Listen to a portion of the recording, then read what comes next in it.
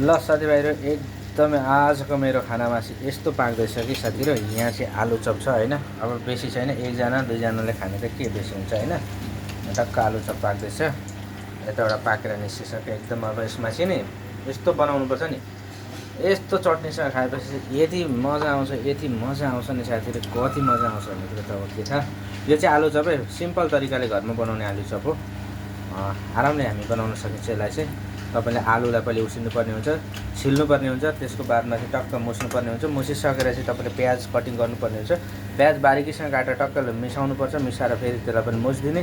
अलिकति धनियाँ पनि छ भने अझै राम्रो, त्यसलाई पनि बारिकीसँग काटेर फेरि त्यसलाई पनि मुछिदिने। मुछिदिइसकेर तपाईँले टक्कसँग बेसनलाई पनि एकतिर यसरी मजाले बेसन मुछेर राखिदिने, लिक्विड हल्का बाक्लो बनाएर राखिदिने। त्यसपछि ल्याम्प बेसनमा डुबाउँदै झ्याम कराईमा हाल्दै प्लेटमा खम्की हाल्ने अनि ग्वाम खाने।